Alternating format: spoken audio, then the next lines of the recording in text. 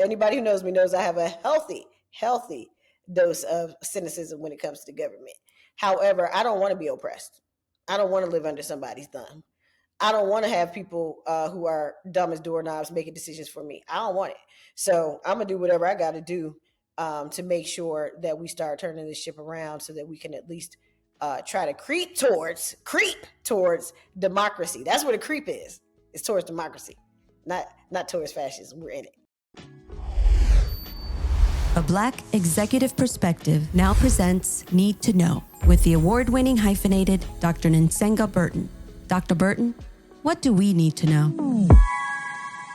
Good morning and welcome to Need to Know with Dr. Nsenga Burton. I am she. Today I am coming to talk to you about what everybody's talking about, the actual government shutdown. And I will say I was really interested. I found it very interesting. I've been out of the country for about a week, and I'm back. And when I came back, I was just like, I can't believe I'm back in America, because there is just foolishness going on. I was like, wait a second, hold it. So y'all are mad. We hate Kamala Harris again.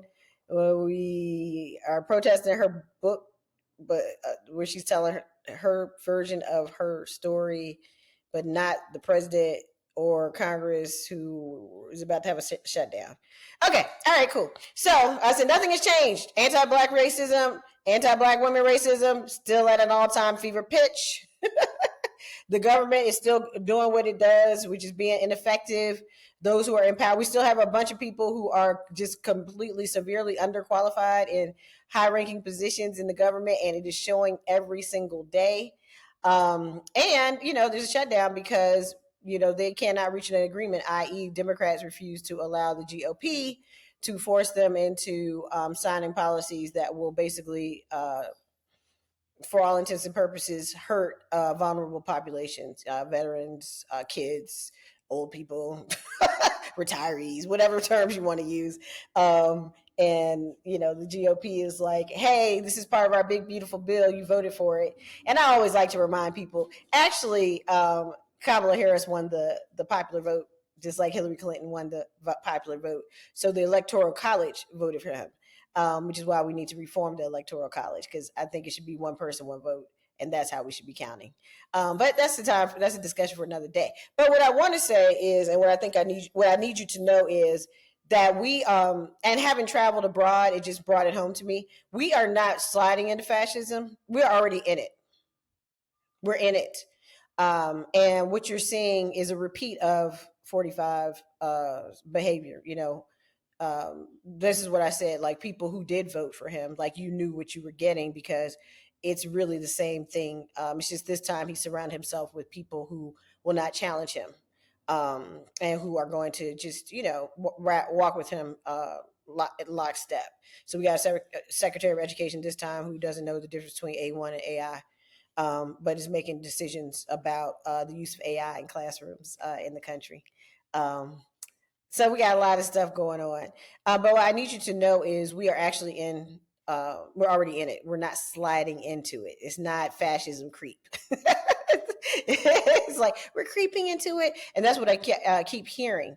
Watching the news abroad, they're clear that we're already in fascism. That's how they are reporting it. And they are actually reporting on what is happening. And it's really interesting to hear that perspective. And to see America, which is usually held up to some esteem abroad, as particularly in the news media, just really being regarded as just like the armpit of the free world. And that's just like nervous laughter. It's not funny, haha, because it's really not funny. But it is laughable because these folks who are in power really do believe that they are doing I don't know if they believe it, because it's really a grift and a power grab and a money grab, but they are appearing to believe in what they're saying, and that we want to live under dictatorship, which is what our president said previously, and that we like not having any control over our lives, and that we like for people to tell us to do things that they're dumb and don't make any sense whatsoever. They're nonsensical. They're not rational. And that we don't have any idea what Christianity is in a Christian nation. So we have to take their version of Christianity as the gospel, which of course we know has nothing to do with Christ at all. Doesn't even resemble remotely anything that Christ said or the teachings of the gospel. But that's the American history, which is part of the ways in which they oppress people is the use of Christianity to do it. So what I need you to know is that we're already there. The rest of the world already knows this. That's why the markets is shifting constantly. That's why people are leaving the United States. That's why people who are already here are afraid to leave the United States because they don't know if they can get back in. They don't know if they're going to be pulled out.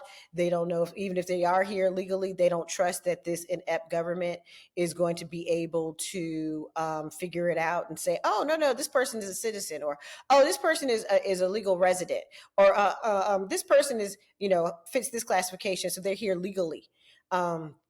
And so they don't trust it. So they don't even want to leave their homes, let alone their states, to go anywhere. So we're like already in the state. So I need you to understand that. And I need you to understand that if we don't do something about it, and that is in the midterm elections, we're done. So we're going to be in a fascist state for a very long time. And for those people, because people like to throw the term around, just like they call Democrats communists, Democrats are far from communists.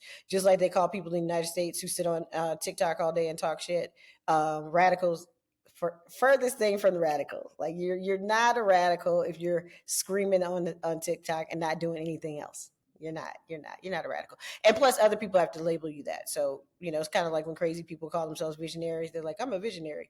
And it's like, okay, that just lets me know you're crazy because really other people have to see you as a visionary. They are the person who gives you the moniker.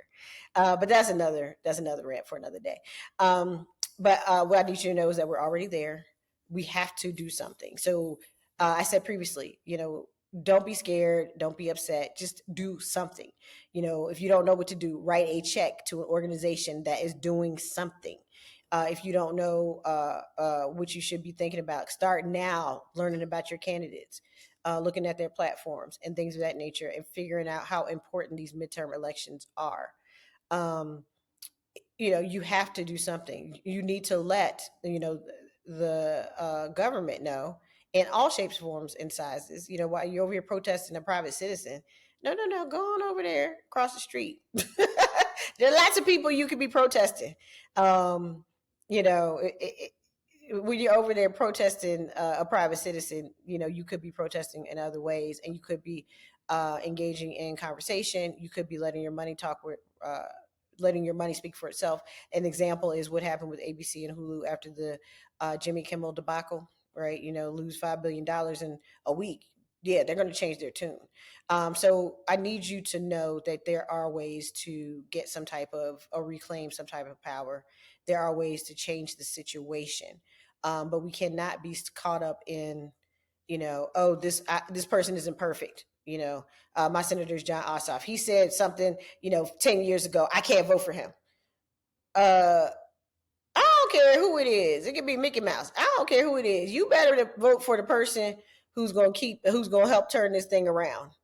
I'm not telling you who to vote for. But what I will say is, if we keep continuing to look for perfect candidates in politics, and politics is a very dirty business. It is. It's dirty. That's why I would never run for office in any capacity. I wouldn't even run for dog catcher. But it's a very dirty and difficult and tough place to be. And people have to make hard decisions all the time. And people are expected to be perfect, and they're just human beings. And so I always look for, and you need to know this too. There's a difference between bad and worse. Black people used to know that. A lot of us still do. So I need you to look at bad and worse and participate, yes, in this corrupt system. Yes, I agree. Anybody who knows me knows I have a healthy dose of cynicism when it comes to the government. However, I don't want to be oppressed. I don't want to live under somebody's thumb. I don't want to have people who are dumb as doorknobs making decisions for me. I don't want it. So I'm going to do whatever I got to do to make sure that we start turning this ship around so that we can at least try to creep towards democracy. That's what a creep is. It's towards democracy, not towards fascism. We're in it. All right. So tune in next week to another Need to Know with Dr. Nsenga. That's me. And of course, we want you to watch the award-winning and listen to the award-winning podcast, A Black Executive Perspective podcast, with Tony and Chris, who are amazing hosts and have great guests. For the most part, jokes. They have great guests and wonderful conversations. So definitely tune into them as well. Stay focused, stay calm, but stay involved. All right. A Black Executive Perspective.